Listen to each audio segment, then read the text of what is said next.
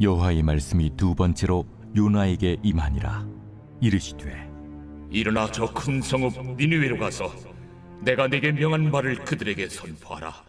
요나가 여호와의 말씀대로 일어나서 니느웨로 가니라. 니느웨는 사흘 동안 걸을 만큼 하나님 앞에 큰 성읍이더라. 요나가 그 성읍에 들어가서 하루 동안 다니며 외쳐 이르되 40일이 지나면 니느웨가 무너지리라. 40일이 지나면 니느웨가 무너지리라. 40일이 지나면 니느웨가 무너지리라. 니느웨 사람들이 하나님을 믿고 금식을 선포하고 높고 낮은 자를 막론하고 굵은 베옷을 입은지라. 그 일이 니느웨 왕에게 들리매 왕이 보좌에서 일어나 왕복을 벗고 굵은 베옷을 입고 제 위에 앉으니라.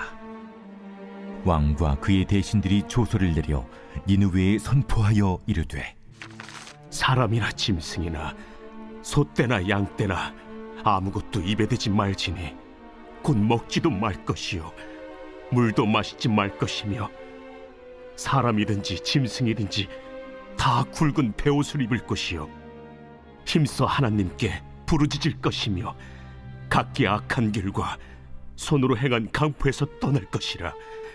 하나님이 뜻을 돌이키시고 그 진노를 그치사 우리가 멸망하지 않게 하시리라. 그렇지 않을 줄을 누가 알겠느냐. 하나님이 그들이 행한 것 곧 그 악한 길에서 돌이켜 떠난 것을 보시고 하나님이 뜻을 돌이키사 그들에게 내리리라고 말씀하신 재앙을 내리지 아니하시니라. 새벽 영성 기도 시간입니다. 오늘은 요나 3장 말씀 함께 살펴보겠습니다. 저는 성경을 보면서 구조나 틀을 발견하려고 굉장히 신중하게 말씀을 읽습니다. 그래서 두꺼운 성경보다는 짧은 성경을 더 좋아합니다. 여러분은 요나 3장 1절을 보시면서 어떤 생각이 드셨나요? 한번 함께 읽어보도록 하겠습니다. 여호와의 말씀이 두 번째로 요나에게 임하니라. 이르시되. 저는 두 번째로 라는 말이 눈에 들어왔습니다. 그리고 요나 1장 1절 말씀을 살펴보았습니다. 여호와의 말씀이 아미떼의 아들 요나에게 임하니라. 이르시되. 요나서는 1장에서 4장으로 구성이 되어 있는데요.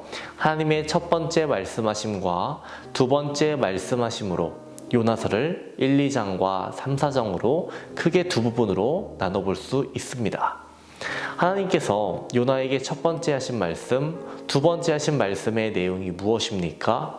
니느웨로 가서 선포하라는 것입니다. 요나에게 동일한 말씀을 선포하라고 하신 것이죠. 그렇다면 첫 번째와 두 번째 선포에서 달라진 것은 무엇이 있을까요?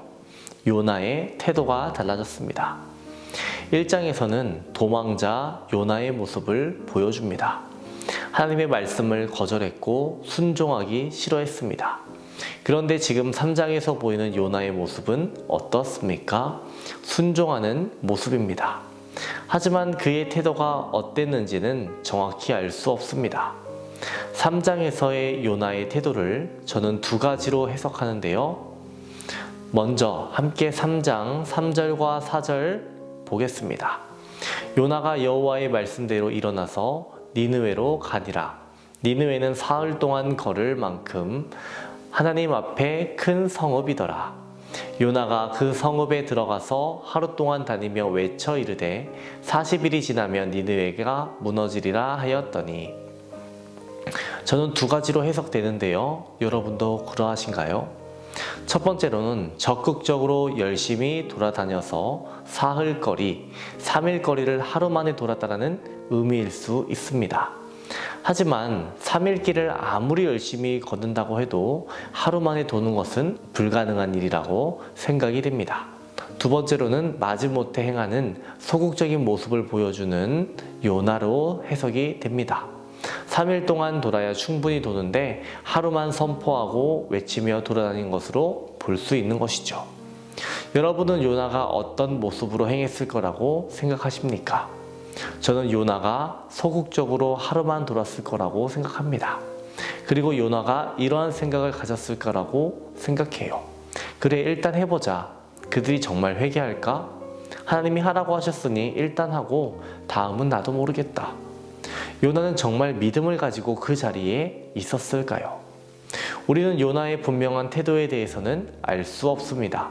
하지만 요나의 선포로 인해서, 말씀을 전함으로 인해서 놀라운 일이 벌어진 것은 알게 됩니다. 니느웨의 많은 백성들이 회개했습니다. 심지어 왕까지도 회개했습니다. 이를 통해 알 수 있는 것은 무엇일까요? 믿음은 들음에서 시작된다는 것입니다. 제대로 듣지 못한다면 우리는 무엇이 바른 길인지 아닌지를 알 수 없다는 것입니다. 그렇기에 들음이 중요하다는 것입니다. 무엇을 들어야 하느냐? 하나님의 말씀을 들어야 합니다. 그것이 기쁜 소식으로든 심판의 메시지이든 간에 하나님의 말씀이 선포되면 그곳에서는 능력이 나타나게 되는 겁니다. 요나 3장에 나오는 니느웨에 지금 말씀의 능력이 나타났습니다. 히브리서 말씀처럼 하나님의 말씀은 살아있고 활력이 있다는 증거가 니느웨에서 나타난 것입니다.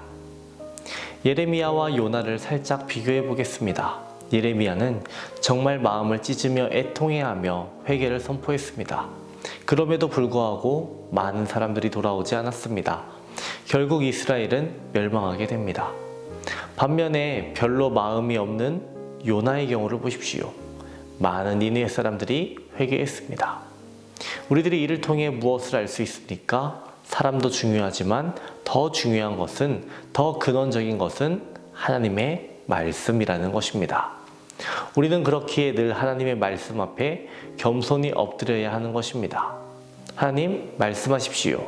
그리고 나를 변화시켜 주옵소서. 나는 여전히 성장해야 합니다. 이러한 자세를 가져야 합니다. 우리는 하나님의 말씀을 다 안다라고 생각하는 그러한 교만에 빠지면 안 되겠습니다. 오랫동안 교회 다녔는데요. 제가 성경을 몇 독했는지 아세요가 아니라 언제든지 새롭게 말씀하시는 하나님의 말씀 앞에 우리는 엎드리고 주님의 말씀이 내 삶에 이루어져야 하겠습니다. 이러한 자세를 가져야 하겠습니다. 하나님이 태초에 빛이 있으라 말씀하시면 빛이 생겼듯이 우리들이 주님의 말씀을 봤을 때 그 말씀이 우리에게 하셨다면 그 말씀이 우리 안에 이루어져야 한다는 것입니다. 믿음은 들음에서 끝이 아니라 행함으로 완성됨을 기억하시고 날마다 하나님을 기억하고 말씀을 기대하는, 그리고 말씀을 실천해 나가는 저와 여러분 되시기를 주님의 이름으로 축원합니다. 오늘의 공동기도 제목은 나라와 민족을 위한 기도입니다. 먼저는 이 땅의 영적인 회복과 자유민주주의를 위해서 기도해 주시고 분열과 갈등이 사라지게 하시고 경제를 회복시켜 달라고 기도해 주시기 바랍니다. 기도하겠습니다. 날마다 우리에게 말씀하시는 하나님 아버지, 오늘 우리에게 주신 만나를 감사함으로 받고 들은 말씀을 기억하며 실천해 나가는 우리들 되게 하여 주옵소서. 우리는 여전히 부족합니다. 겸손함을 가지고 날마다 주님과 함께 동행하기 원하오니 날마다 우리를 보살펴 주옵소서. 오늘은 나라와 민족을 위해 기도합니다. 이 나라 이 민족에게 영적인 회복을 허락하여 주옵소서. 자유민주주의가 무너지지 않게 하시며 분열과 갈등이 사라지게 하시고 하나 되게 하여 주옵소서. 또한 경제가 속히 회복되게 하여 주옵소서. 주님께서 세워주신 교회를 통하여 복음이 선포되게 하시고 많은 영혼을 구원의 길로 인도하는 귀한 사명 감당하는 교회 되게 하여 주옵소서. 담임 목사님의 사역 가운데 항상 함께 하여 주옵소서. 성령의 역사를 더하여 주옵시고 말씀이 선포될 때마다 회복과 치유를 허락하여 주시옵소서. 이번 주 한중 신학교 강의로 출타하시는데 모든 일정 가운데 하나님 함께하여 주시옵소서. 퇴임문을 위해 기도하는 성도에게 자녀를 허락하여 주시옵소서. 사고로 입원한 성도 일으켜 주시옵소서. 투석으로, 어지럼증으로, 디스크로 고생하는 성도들 고쳐주시옵소서. 공황장애, 불면증, 우울증으로 고통받는 성도들을 위해 기도합니다. 하나님, 이들을 위해 기도하니 좋은 경과들을 허락하여 주시옵소서.